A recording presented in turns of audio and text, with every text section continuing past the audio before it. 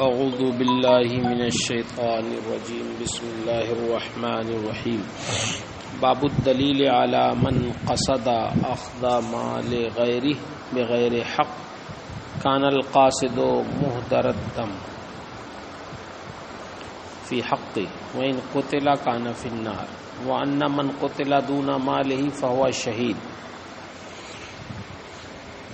یہ باب اس بارے میں ہے کہ جس نے غیر کا مال ناحق چھیننے کی کوشش کی تو اس کا خون اس کے حق میں مباح ہے، اور اس کا چھیننا اگر اس طرح کا ہے کہ اس چھیننے میں قتل کر دیا گیا تو جہنم میں جائے گا، اور جو اپنے مال کے بچانے میں حفاظت میں مار دیا گیا وہ شہید ہے۔ امام مسلم رحمہ اللہ نے اس سلسلے میں کئی احادیث ذکر فرمائی ہیں۔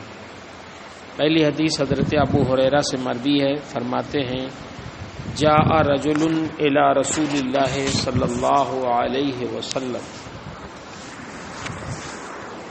فقال یا رسول اللہ ارأیت ان جاء رجل یرید اخذ مالی قال فلا تؤتہ مالک۔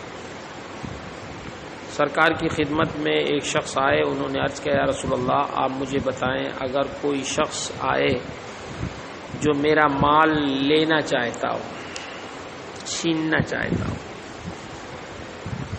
سرکار نے فرمایا فلا تؤتہ مالک، تو تم اپنا مال اس کو نہ دو۔ قال ارأیت ان قاتلنی، انہوں نے عرض کیا کہ آپ مجھے بتائیں اگر وہ مجھ سے قتال کرنے لگے۔ قال قاتل ہو، فرمایا تو تم بھی اس سے قتال کرو۔ قال ارأیت ان قتلنی، انہوں نے عرض کیا یہ فرمایا اگر وہ مجھے قتل کر دے۔ قال فأنت شہید، تو تم شہید ہوگے۔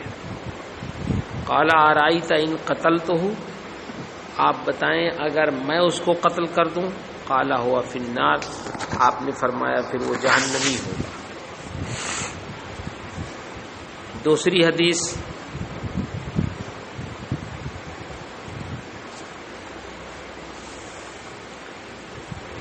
حضرت عمر بن عبد الرحمن کے غلام سے روایت کرتے ہیں۔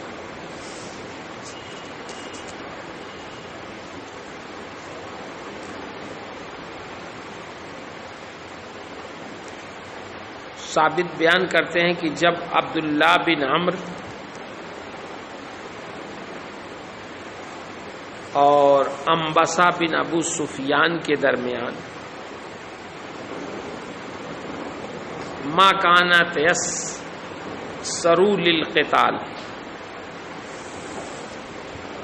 جب نزاع ہوا فرکب خالد بن العاص الی عبداللہ بن عمر، تو دونوں لڑائی کے لیے بالکل تیار ہو گئے، تو حضرت خالد بن عاص سوار ہو کر حضرت عبداللہ بن عمر کے پاس گئے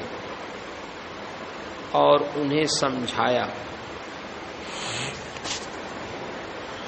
فوعظہ خالد، تو حضرت خالد بن عاص نے انہیں سمجھایا، تو عبداللہ بن عمر نے فرمایا اما علمت ان رسول اللہ صلی اللہ علیہ وسلم قال من قتل دون مالہ فہو شہید، تمہیں معلوم نہیں کہ اللہ کے رسول نے فرمایا جو شخص اپنا مال بچانے میں مار دیا جائے وہ شہید ہے۔ خالد بن عاص یہ حارث اور ابو جہل جو ہشام کے بیٹے ہیں ان کے بھتیجے ہیں۔ حضرت خالد بن عاص کو عمر فاروق اعظم رضی اللہ تعالی عنہ نے مکہ کا حاکم بنایا تھا، حضرت عثمان غنی نے بھی انہیں اس عہدے پر برقرار رکھا۔ آپ کے والد عاص کا جنگ بدر میں بحالت کفر انتقال ہوا تھا۔ حضرت عبداللہ بن عمر یہ جلیل القدر صحابی ہیں اور جلیل القدر صحابی حضرت عمرو بن عاص کے بیٹے ہیں. ان کے بارے میں ذکر پہلے ہو چکا ہے. حضرت انبسہ بن ابی سفیان یہ ابو سفیان کے بیٹے ہیں. حضرت امیر معاویہ کے بھائی ہیں.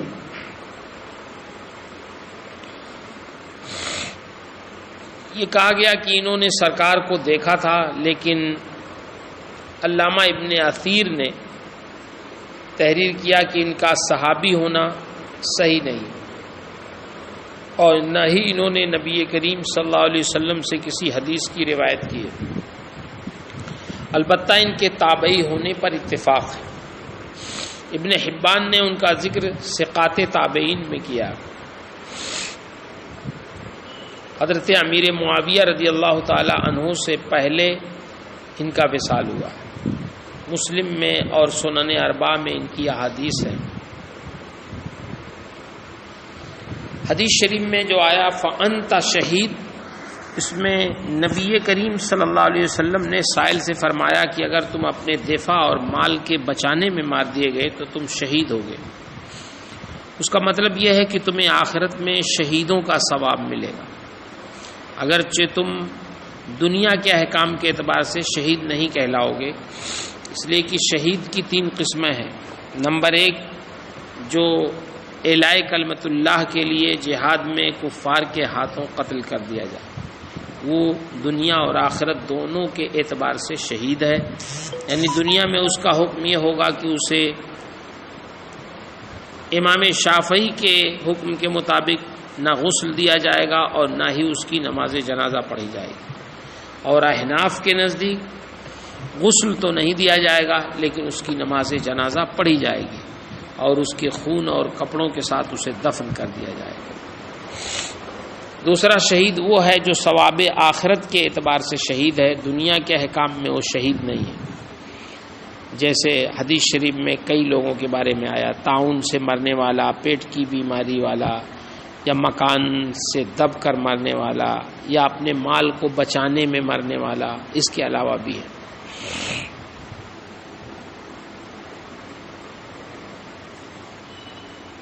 ان کو غسل دیا جائے گا اور ان کی نماز جنازہ بھی پڑھی جائے گی.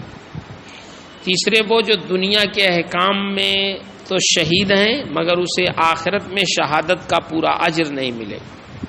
جیسے میدان جہاد میں مال غنیمت کی خیانت کرنے والے کے لیے حدیث شریف میں آیا کہ وہ شہید نہیں ہے، ایسے شہید کو غسل نہیں دیا جائے گا اور اس کی نماز جنازہ پڑھی جائے گی، اس لیے کہ میدان جنگ میں وہ کافروں کے ہاتھوں مارا گیا، مگر چونکہ اس نے مال غنیمت میں خیانت کی اس لیے آخرت میں اسے شہید کا پورا ثواب نہیں ملے گا.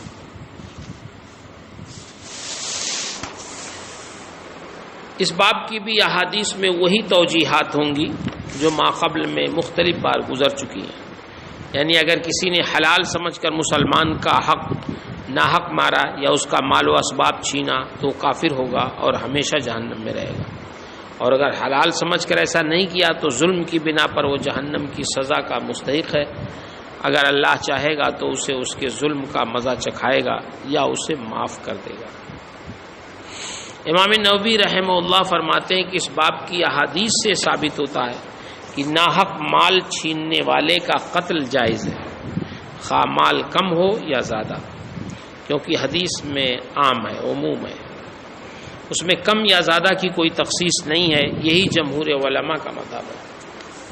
البتہ امام مالک کے بعض اصحاب کا مذہب یہ ہے کہ اگر مال تھوڑا یا معمولی قسم کا ہو جیسے کپڑا یا کھانا تو چھیننے والے کا قتل جائز نہیں ہے، لیکن صحیح وہی ہے جو حدیث سے ثابت ہے. ان حدیث سے یہ بھی ثابت ہوتا ہے کہ اپنا مال بچانے کے لیے لڑنا جائز ہے، واجب نہیں ہے. اگر چاہے تو نہ لڑے اور مال کا لوٹنا گوارا کر لے. ہاں اگر اپنی بیوی کی عزت و آبرو کی خاطر وہ لڑ رہا ہے تو یہ لڑنا واجب ہے اس کی عزت و آبرو بچانے کے لیے. باب استحقاق الوالی الغاش لرعیتہ النار، یہ باب اس بات کے بیان میں ہے کہ اپنی رعایا کے ساتھ خیانت کرنے والا حاکم جہنم کا مستحق ہے۔ عن الحسن قال عاد عبید اللہ بن زیاد ماقل ابن یسار المزنی فی مرضہ الذی مات فیہ۔ حضرت امام حسن بصری روایت کرتے ہیں کہ عبید اللہ بن زیاد حضرت ماقل بن یسار کی اس بیماری میں عیادت کے لیے آیا جس میں آپ کا وصال ہوا۔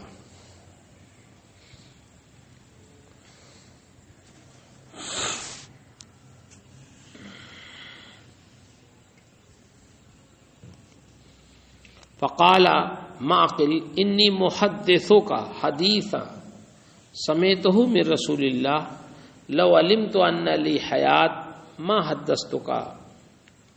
حضرت ماقل بن یسار نے فرمایا عبید اللہ بن زیاد سے کہ میں تم سے اللہ کے رسول کی ایک وہ حدیث بیان کرتا ہوں جسے میں نے اللہ کے رسول سے خود سنا ہے، اگر مجھے علم ہوتا کہ میری حیات ابھی باقی ہے تو میں تم سے یہ حدیث نہیں بیان کرتا۔ میں نے اللہ کے رسول سے سنا ہے، انی سمیت رسول اللہ صلی اللہ علیہ وسلم یقول ما من عبد یسترعیہ اللہ رعیتا یموت یوم یموت وہو غاش لرعیتہ الا حرم اللہ علیہ الجنہ۔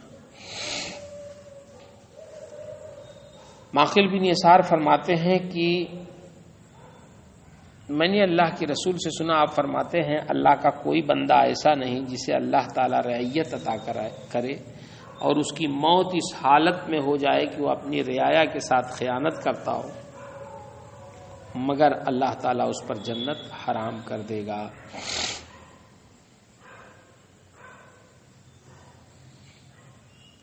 یہی مضمون حضرت ماقل بن یسار کا مختلف سندوں کے ساتھ روایتوں میں مذکور ہے، الفاظ تھوڑے موڑے بدلے ہوئے ہیں۔ دوسری جگہ ہے کہ ما من امر یلی امر المسلمین ثم لا یجہد لهم وینصح الا لم یدخل معهم الجنہ۔ کوئی بھی حاکم جو مسلمانوں کے معاملات کا والی ہو پھر وہ ان کی بھلائی اور خیر خواہی کے لیے جد و جہد نہ کرے، وہ ان کے ساتھ جنت میں نہیں جائے گا۔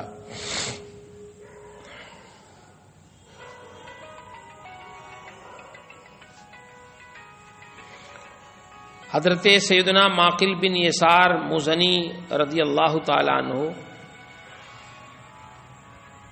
اللہ کے رسول صلی اللہ علیہ وسلم کے ایک جلیل القدر صحابی ہیں، آپ کی کنیت ابو علی ہے۔ یہ ان صحابہ کرام میں شامل ہیں جنہوں نے بیعت رضوان کے موقع پر اللہ کے رسول کے دست مبارک پر بیعت کا شرف حاصل کیا۔ بصرہ میں نہر ماقل انہی کی طرف منسوب ہے۔ 60 ہجری کے بعد ان کا وصال ہوا۔ سیاہ ستہ میں ان کی احادیث ہیں۔ راویوں میں ایک نام سیدنا ابو الملیح کا ہے، یہ ابو الملیح بن اسامہ بن عمیر ہے۔ ان کا نام عامر ہے، اور ایک قول یہ ہے کہ ان کا نام زید ہے، اور یہ بھی کہا گیا کہ ان کا نام زیاد ہے۔ یہ نہایت ثقہ راوی ہیں، طبقہ ثالثہ سے۔ 98 ہجری میں ان کا وصال ہوا۔ ایک قول یہ ہے کہ 108 ہجری میں وصال ہوا، ایک قول یہ ہے کہ 108 کے بعد ان کا وصال ہوا۔ حضرت ماقل بن یسار نے یہ حدیث پہلے کیوں نہیں بیان کی؟ امام قاضی ایاز فرماتے ہیں کہ اس کی وجہ یہ تھی کہ حضرت ماقل کو یہ علم تھا کہ جیسے ماقبل کے عمراء حکام نے بزرگوں کی نصیحت قبول نہیں کی اور اس پہ عمل نہیں کیا، ویسے ہی ابن زیاد پر بھی نصیحت کچھ اثر انداز نہیں ہوگی اور یہ بھی اس پر عمل نہیں کرے گا۔ یا اس وجہ سے بیان نہیں کی کہ انہیں اس بات کا اندیشہ تھا کہ اگر وہ اپنی زندگی میں حدیث بیان کریں گے تو چونکہ یہ حدیث ابن زیاد کے ظلم و جبر کے خلاف ہے، اس لیے کوئی فتنہ کھڑا کر سکتا ہے، اور کتمان علم چونکہ گناہ ہے اس لیے آپ نے آخری وقت یہ حدیث بیان کر دی۔ حدیث شریف کا جو مضمون ہے کہ جس حاکم نے اپنے رعایا کے ساتھ خیانت کی اللہ اس پر جنت حرام کر دے گا یا وہ جنت میں نہیں داخل ہوگا، ان حدیث کی بھی وہی توجیحات ہیں جو ما قبل میں ذکر کی گئی ہیں. یعنی یہ حکم کہ جو اپنے رعایا اور ماتحتین کے ساتھ خیانت کے حلال ہونے کا معتقد ہو اور حلال جان کر اپنی رعایا کے ساتھ خیانت کرتا ہو، یا پھر یہ مطلب ہے کہ ابتداءً وہ جنت میں نہیں جائے گا، یعنی اول مرحلے میں وہ جنت میں داخل ہونے سے روک دیا جائے گا، پھر اللہ چاہے گا تو اسے سزا دے گا اور بعد سزا اسے جنت میں جانے کا حکم صادر فرمائے گا، یا اسے بغیر سزا کے ہی جنت میں جانے کا حکم صادر فرمائے گا. واللہ اعلم بالصواب.